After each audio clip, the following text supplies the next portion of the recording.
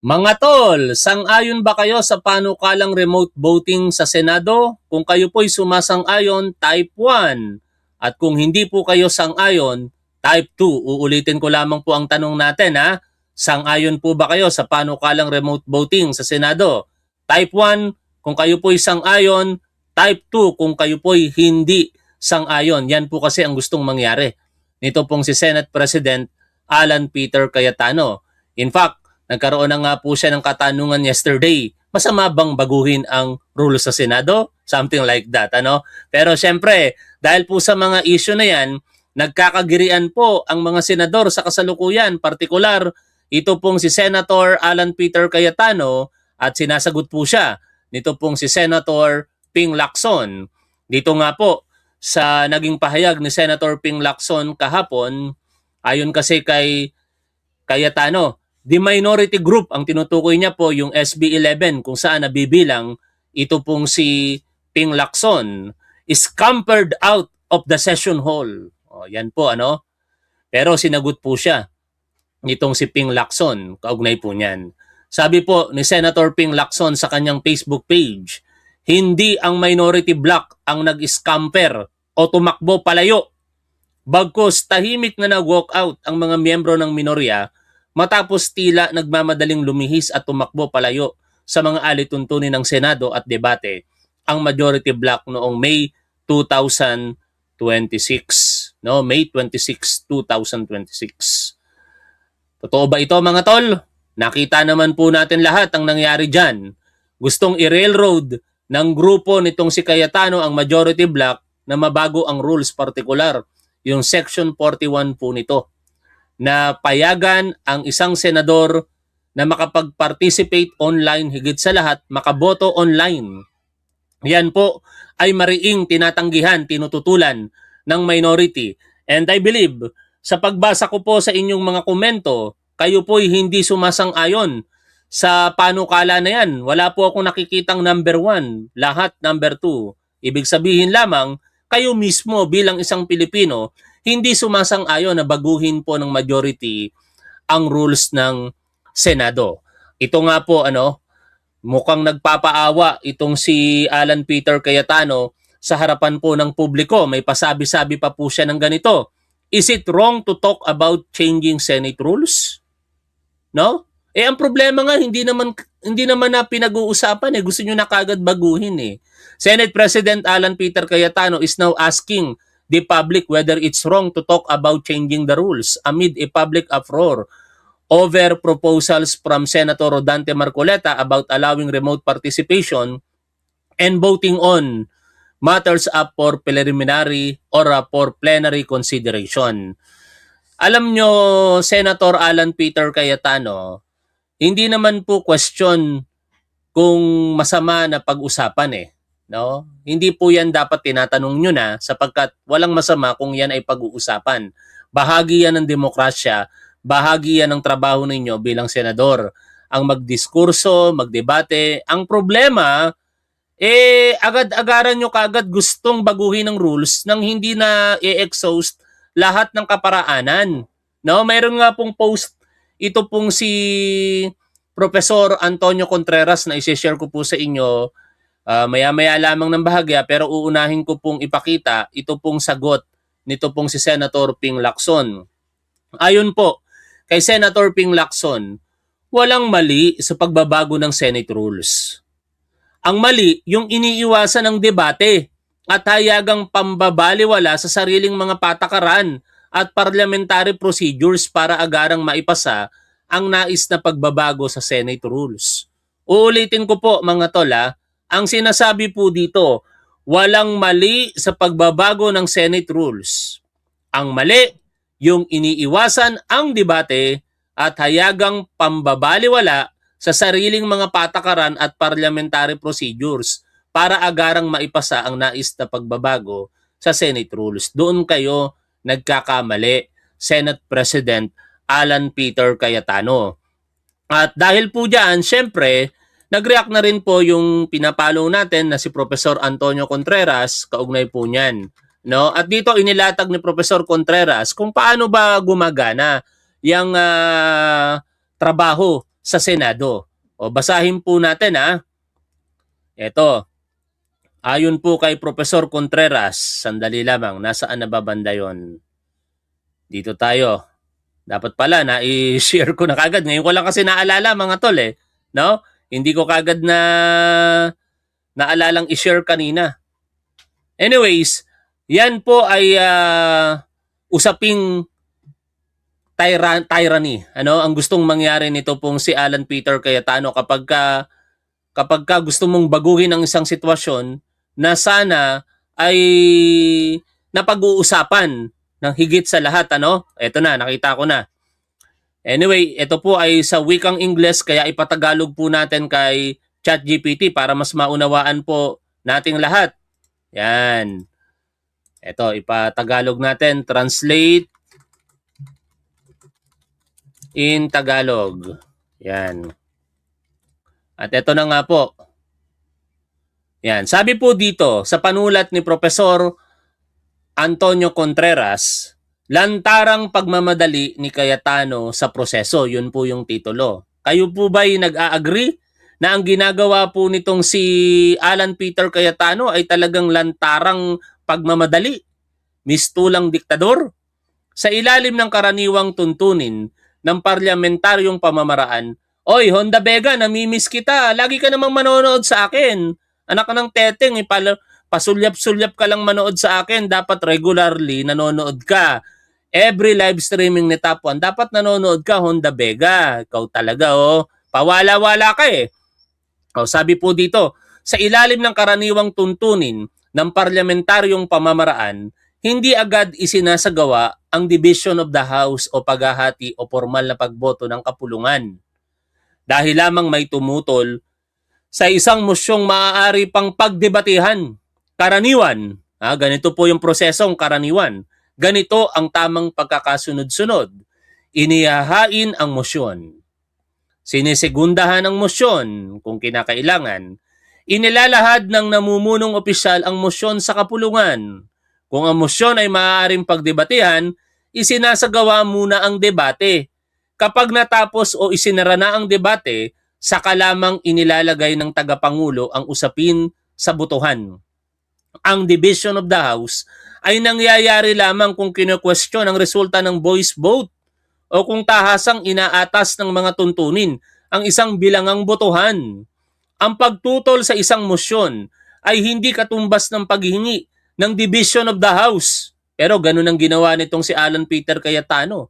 Siya mismo ang nag-move to divide the House. Ang division of the House ay isang pamamaraan ng pagboto na ginagamit upang matukoy kung paano talaga bumoto ang mga miyembro matapos mailatag na ang tanong sa kapulungan. Mas mahalaga ito, lalo na kung ang mosyon ay may layuning amyendahan ng mga tuntunin, suspendihin ang mga tuntunin o makaapekto sa mga karapatan ng mga miyembro. Ang ganitong mga mosyon ay karaniwang maaaring pagdebatehan, maliban kung malinaw na ipinagbabawal ito ng mga umiiral na tuntunin.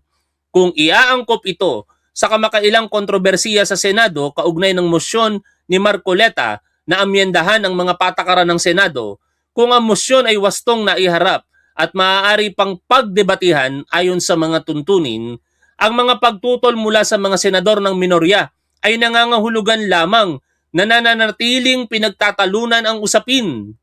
Dahil dito, ang kapulungan ay dapat na sumunod sa mga prosesong namamahala sa debate at pagsasaalang-alang ng mosyon at hindi, uulitin ko at hindi basta tumalon agad sa division of the House na para bang ang pagtutol mismo ay katumbas na ng pagsasara ng debate. Gayunman, ang pinakamahalagang tanong ay hindi lamang kung may pagtutol. Ang mas fundamental na usapin ay kung maaari na bang talakayin ang mosyon sa ilalim ng Rule Section 136. Rule, ano ba tong L1? 51 ba yan sa Roman numerals? I'm sorry, di ko kabisado ang Roman numerals na. Kung ang nasabing tuntunin ay nag-aatas na ang isang panukalang pag-amyenda, ay dapat munang iharap at saka lamang talakayin sa susunod na araw ng sesyon. Kung gayon, ay hindi dapat nagdedebate, bumoboto o nagsasagawa ng division of the House ang Senado tungkol sa mosyon sa mismong araw na ito ay inihain. Sa ganitong sitwasyon, ang depekto sa proseso ay umiiral na bago pa man umabot sa usapin kung debate ba o division of the House ang dapat na isinagawa. Kaya naman, ang pinakamalakas na argumentong parlamentaryo laban sa naging hakbang ay hindi lamang ang umano'y pagputol sa debate. Ang mas mabigat na punto ay ang pagtatangka ng mayorya na piliting isaalang-alang ang isang mosyon na ayon sa tuwirang pagbasa sa Rule L1 Section 136 ay hindi na nararapat na aksyonan ng Senado sa panahong iyon. Kapag tinanggap ang prinsipyong ito, nawawala ng saysay ang division of the House sapagkat wala namang wastong usapin, handa na para sa botohan o paghahati ng kapulungan sa simula pa lamang. Sa madaling paliwanag mga tol, tama ang sinasabi po dito nito pong si Senator Ping Lacson. Uulitin ko lamang po walang mali sa pagbabago ng Senate rules. Ang mali, yung iniiwasan ang debate at hayagang pambabaliwala sa sariling mga patakaran at parliamentary procedures para agarang maipasa ang nais na pagbabago sa Senate rules. Doon ka nagkamali, Senator Alan Peter Cayetano. Tapos ang ikakatwiran nyo, may force majeure ba sa paniniwala nitong si Robin Padilla? Kasi ang sinasabi lamang po para pahintulutan ay dapat merong force majeure o kaya national emergency. At alam naman natin na wala po ngayon sa kasalukuyang sitwasyon ang force majeure o national emergency. Sa katunayan, ano ba ang ibig sabihin ng force majeure? Dito po sa balita ng ABS-CBN News, meron pong desisyon ang Korte Suprema sa Awayan versus Sulu Resources Development Corporation, GR number 200474, November 9, 2020, na nagdi-define ng tinatawag po na force majeure as an acts or circumstances beyond reasonable control. Ang mga halimbawa po nito ay giyera, rebellion, insurrection, riots, civil disturbances, blockades, sabotage, embargo, strike, lockout, any dispute with surface owners and other labor disputes, epidemics, earthquake, storm, flood, other adverse weather conditions, explosion, fire, adverse action of the government or by any of its instrumentality or subdivision,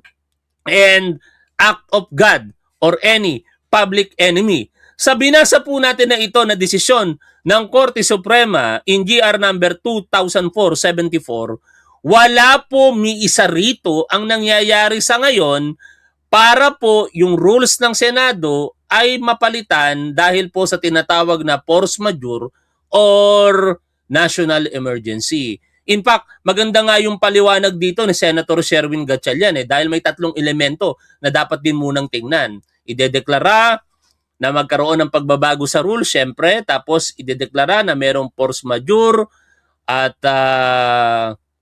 o kaya national emergency, at yung ikatlong elemento na wala na lamang sa loob ko. Pero lahat po yon hindi po pumapasok sa kasalukuyang sitwasyon. No? Kaya ikaw, Senate President Alan Peter Cayetano, wag mo nang linlangin ang publiko. Tapos ngayon, palalabasin mo sa live stream mo kahapon na hindi naman magulo ang Senado. Anong tawag mo sa nangyayari sa Senado ngayon? Kung hindi magulo ang Senado, anong tawag pa natin dyan, mga tol? Sabi kasi dito nitong si Alan Peter Cayetano, hindi daw magulo ang Senado. Anong tawag pa natin doon sa nangyayari sa ngayon sa Senado? Ulitin natin. Paulit-ulit sinasabing magulo ang Senate. Hindi po. In this administration from 2022, it's the first time po na nagkaroon ng majority at Senate President. Hindi lang po Senate President, ang majority Anak ng teteng na yan. na wala pong kamay ang Malacanang sa pagpili ng SP at ng mga komite. Diba? Kung hindi ba naman ito sinungaling, di ibig sabihin, inaamin mo na sa panahon ni Rodrigo Duterte, may kamay ang Malacanang sa pagpili ng SP at ng majority. Kung hindi ba naman ito kulokoy mga tol? Di ba? Sa kanya mismo nang gagaling. Buti sana kung hindi ka naging senador, baka maunawaan ka pa namin. Eto, sinabi ko na to kanina. Kung hindi ka naging senador, Alan Peter Cayetano, baka mapaniwala mo pa ako in particular. No? Kasi sasabihin ko lamang, hindi mo naman kasi na-experience noon, kaya siguro ganyan ang naiisip mo ngayon. Hindi eh. Matagal ka nang naging senador, ang kapatid mo ang tagal na rin sa Senado. Di ibig sabihin, sa mga nakalipas na administrasyon kung saan kayo ay senador noon, may hawak ang Malacanang sa leeg ninyo, kayo ang nadidiktahan kung saan at sino ang iboboto ninyo. Ganun ba yon, Alan Peter Cayetano? No? O nagmamagaling ka lang ngayon dahil ikaw yung pinuno ng Senado at pilit mong pinapangatwiranan na tama ang ginagawa ninyo? So, ibig sabihin po, I can dare say this is the first fully independent majority. Kaya, whether you talk about the 11, yung 11, or you talk about supporters nila, or you talk about some elements in the national government, like the NBI, for example, sila po ang nanggugulo. Naku po! Ang lakas mo talagang mang-gaslight, Alan Peter Cayetano. Paano nanggugulo ang NBI? Tumutupad po ito sa kanilang tungkulin. Ang warrant of arrest na meron po sila kaugnay ng inisyo ng International Criminal Court ay balido. No? Kahit sabihin yung hindi valid, balido yan. Kinilala nga ng Korte Suprema eh. Kaya nga hindi nag-issue ng PRO pabor para kay Bato de la Rosa kasi kinikilala nila na meron talagang warrant of arrest mula sa ICC. Ganun lang kasimple yun. No? Ngayon, kung sinasabi mong nanggugulo ang NBI, aba, yung alam na alam mo bilang isang abogado na ang presumption of regularity ay nasa NBI. Hindi sila nanggugulo, pinapatupad lamang ang batas, naknang teteng talaga. O anong masasabi ni Senator Gordon sa usaping pong iyan at mamaya ng isang abogado na na-interview din po ng DZMM. Unahin po muna natin si Senator Dick Gordon, kaugnay po ng issue na yan. Okay, no, ba't ikaw abogado ka? Syempre, mainit na issue rin ngayon dito, di ba? Yung nagkaroon ng walkout. Ang issue, yung rules tungkol dito sa pag-constitute ng Committee on Rules na pinalagan no, ng mga minority senators. Yung minamadali kasi yung remote participation ng mga senador na posibleng hindi sila makaboto kung wala sila doon, di ba? Dahil nga siguro na-anticipate nga yung arrest at yung ito sa kaso ni Bato de la Rosa. Kayo, how do you view all of this yung sa rules na somehow nagiging problema ngayon kaya hindi maisulong itong remote participation ng mayorya? Hindi talaga maisusulong yan. Wala pa sila nako-constitute. Pero nag-constitute sila ng mga committee, wala pa nilalagay ng membro. At pangalawa, talagang ipapasa yan sa committee rules and may question nga. At tingin ko, talo na dyan sila sa amin nung itong nagpapanggap na majority. Dahil dapat yung ilalagay dyan ng mga committee members ay una-una walang bahid ng corruption. Pagalawa, dapat they will be impartial. At ngayon, tinatanong natin ngayon, paano yan? Mako-constitute ba yan? Pati yung buong Senado. Yung quorum, kino-question na. Dahil ang quorum, 23 sila, dapat 12 plus 11. No? At ano nangyari ngayon, mababawasan sila dahil Si Bato, si Jinggoy, if ever. Madali si Jinggoy, mangyayari yan, babawasan yung 30 ng kabila, no? So magiging... Si Senator Jinggoy Estrada, nilabasan na po ito ng warrant of arrest pero nakapagpiyansa pa kahapon kasi grab case pa lamang po yun. Sa halagang 90,000 pesos, pansamantala muna siyang lumaya.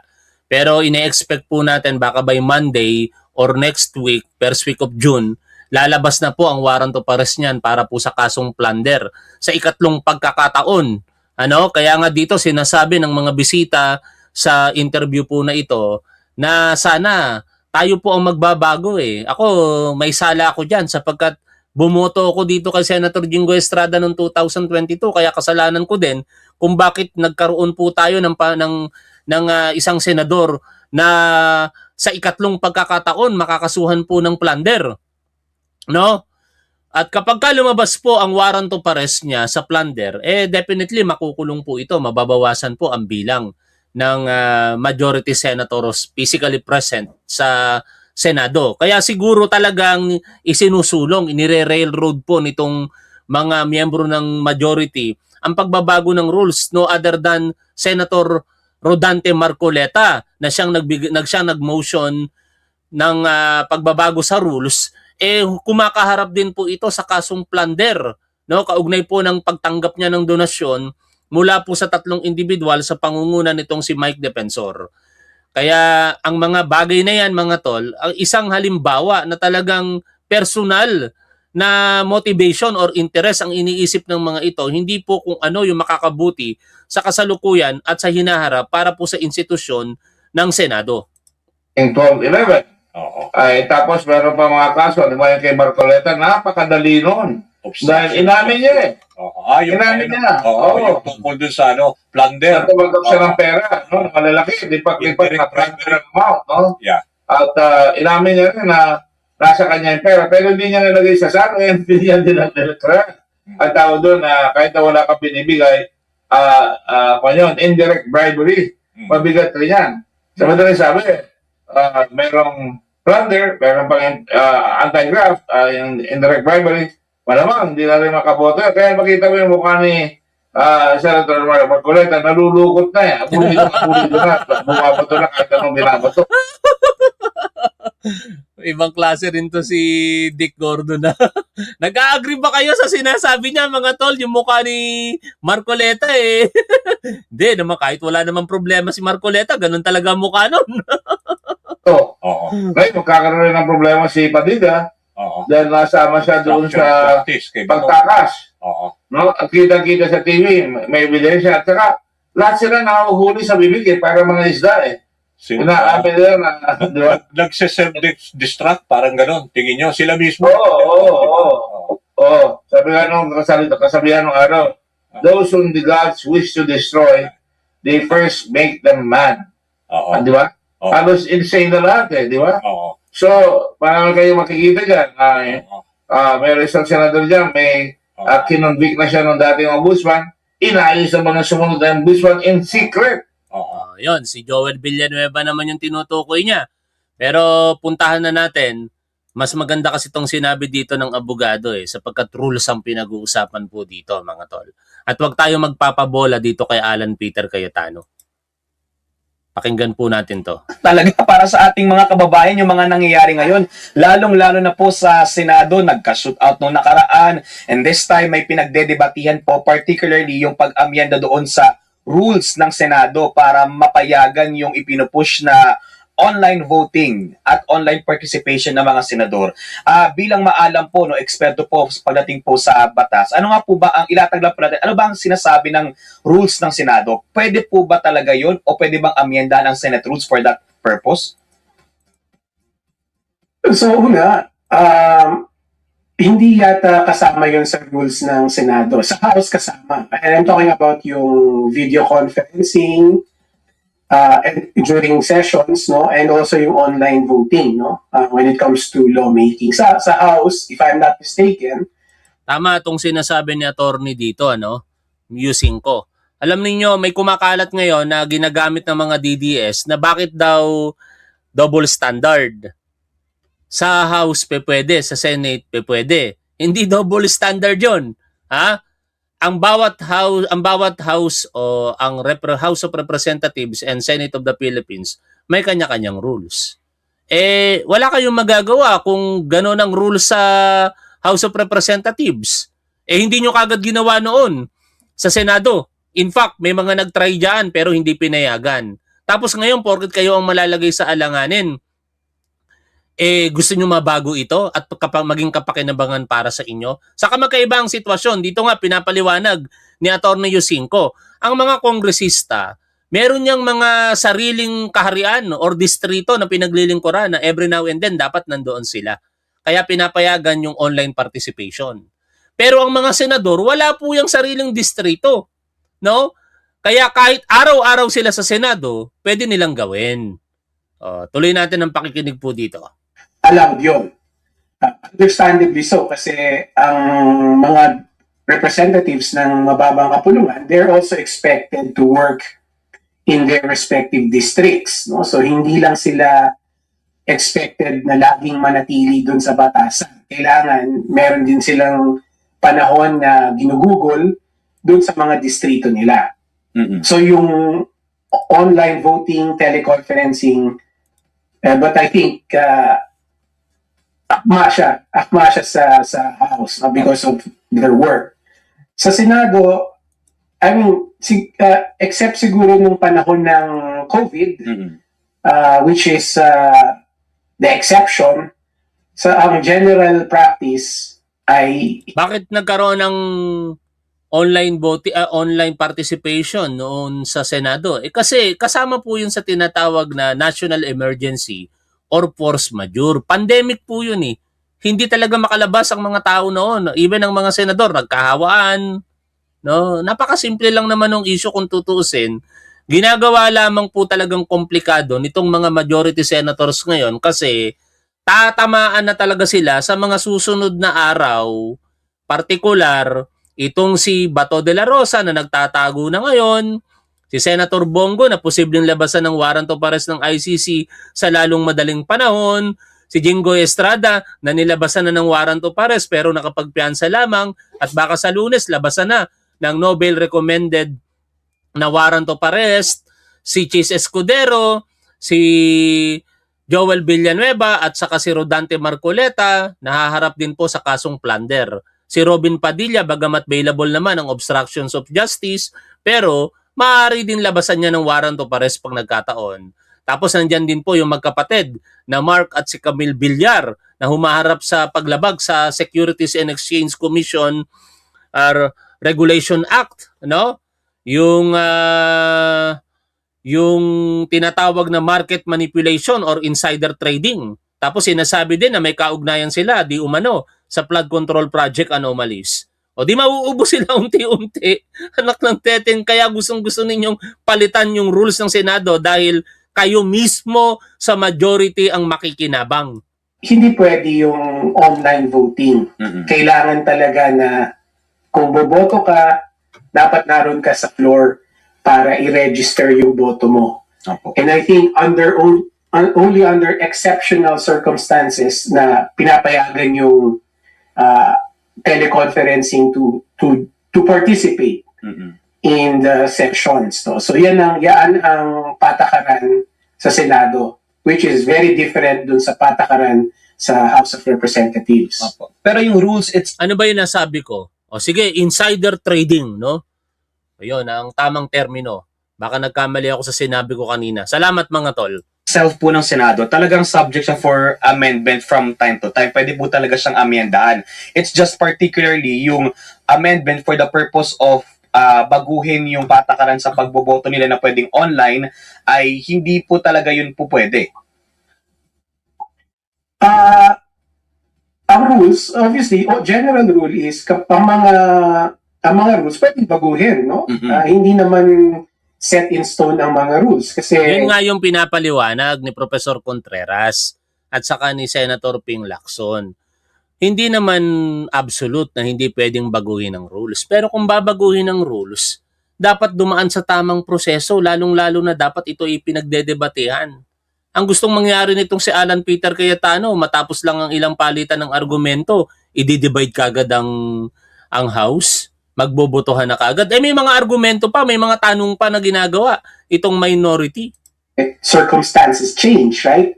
Technology Opo. can be considered as a factor to change rules, no? Ang punto, Christian, is may proseso dapat pagdaanan, Yun. right? Nandun rin At yun ang ayaw ninyong gawin, Alan Peter Cayetano, yung sinasabi po dito ni Atty. Yusinko. Yung proseso na dapat pagdaanan. yan sa rules nila, which is the irony here, eh. Yung changing of rules, according to their rules, dapat dumaan sa tamang proseso. Hindi ito pwedeng gawin sa isang iglap lang. Right? Kailangan ito dumaan sa proseso kung saan ito ay pag-aaralan, pag-uusapan, at hindi lang pag-uusapan ng mga senador, pag-uusapan din to ng mga eksperto, ng mga katulad ninyo sa media, kailangan malaman is the change In general, ng publiko, mga tol. No? Gusto mo kagad baguhin ang rules. Botohan kagad. Palibasa, marami kayo ngayon dyan sa Senado. Pagka napagkakasuhan na yung mga kasama mo dyan, kukonti na kayo. Alan Peter Cayetano, tingnan natin kung magagawa mo pa na manalo sa mga kagustuhan mo. Kahit ikaw ang maging Senate President dyan hanggang 2028, kung kulang ka naman sa bilang, magiging palamuti ka na lamang dyan. Alan Peter Cayetano. Anong masasabi nyo dito sa topic po natin, mga tol? I-comment nyo na lamang sa chat area at sa comment section. Maraming salamat. Lagi po nating tandaan kung ano ang tama at dapat, doon po tayo. Keep safe. See you always. Bye for now, mga tol.